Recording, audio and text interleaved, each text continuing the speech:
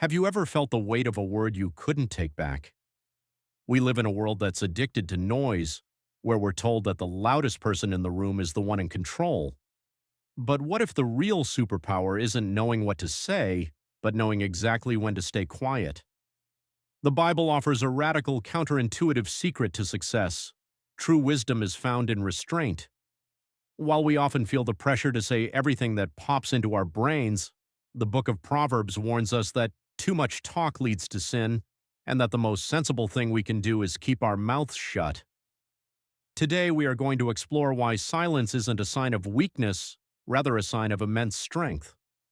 We'll look at how being quick to listen and slow to speak can save you from a lifetime of regret, earn you deep respect from others, and ensure that when you finally do decide to speak, the whole room pays attention. If you've ever struggled with a hot temper, felt the sting of a regretted comment, or simply want to command more authority with fewer words, this is for you. Let's dive into the power of silence. In a world that never stops talking, silence has become a rare and often misunderstood commodity. We are surrounded by a constant stream of notifications, opinions, and the internal pressure to always have something to say. However, the Bible offers a countercultural perspective that there is profound power, wisdom, and strength in restraint. As the sources point out, one of the most critical lessons we can master regarding our communication is not just how to speak, but learning when not to say something. This isn't about being passive, it's about being intentional. The book of James provides the foundational blueprint for this lifestyle, urging us to be quick to listen, slow to speak, and slow to get angry. Today, we're going to explore why silence is a mark of the wise, how it transforms our relationships, and why it is one of the greatest displays of personal strength. The Bible doesn't mince words when it comes to the dangers of overtalking. The book of Proverbs serves as a guide for those seeking a sensible life, and it repeatedly highlights the value of brevity. For instance, Proverbs 17:27 tells us quite clearly that a truly wise person uses few words. Why is this? Because, as the sources suggest, too much talk often leads to trouble. Proverbs 10:19 offers a blunt warning: too much talk leads to sin. Be sensible and keep your mouth shut. While that might sound harsh to our modern ears, it is framed as good advice because it protects us. When we feel the need to fill every silence, we often end up saying things that don't need to be said. The sources remind us that we don't have to give voice to every thought that pops into our brains. Learning to filter our internal monologue before it becomes external dialogue is the first step toward biblical wisdom. Silence in this context is a form of spiritual and mental restraint that keeps us from unnecessary conflict. There is a practical trade-off that occurs every time we open our mouths. If you are the one talking, you are physically and mentally unable to be the one listening. This is perhaps the most immediate advantage of silence. The sources emphasize that listening is far more than just not talking. It is an act of respect. When we choose to stay quiet and truly hear another person, we are signaling that we value them and want to understand their perspective.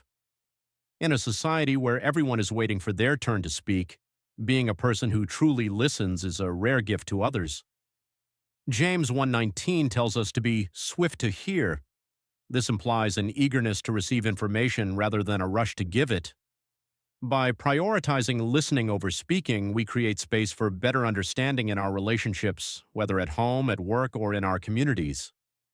We have all experienced the sting of the unbridled tongue, that moment where an impulsive word leaves our lips and we immediately wish we could take it back. The sources highlight that silence serves as a vital shield against these moments of regret.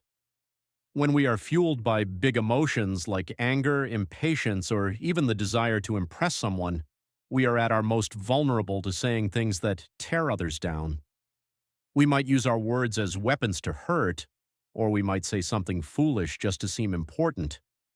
The strategy offered by the sources is simple but difficult. Don't say the first thing that comes to mind.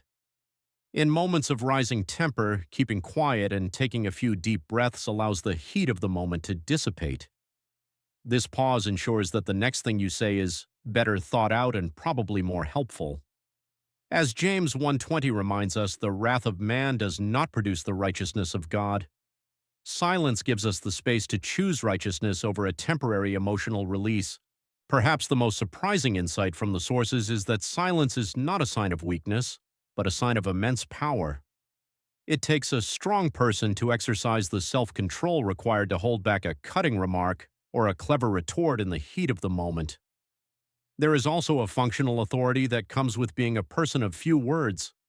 The sources note that when you are careful and selective about when you speak, people are much more likely to really pay attention when you finally do decide to speak up. Your words gain weight because they are rare. If you speak constantly, your words can become background noise. If you speak with restraint, your words become an event. This is the power of silence. It is the power of self-mastery, the power of focused attention, and the power of influence. As we conclude, it's worth taking a moment to look inward. The sources leave us with a few vital questions for self-reflection. Am I truly a good listener? What can I learn today about when it's time to speak and when it's time to hold my tongue? The goal isn't to never speak, but to speak with the wisdom of James 1:19, being quick to listen, slow to speak, and slow to get angry. By embracing the power of silence, we protect our peace, show respect to our neighbors, and walk in the sensible path laid out for us in the Scriptures. Next time you feel the urge to speak, try pausing first. You might find that the silence says more than your words ever could.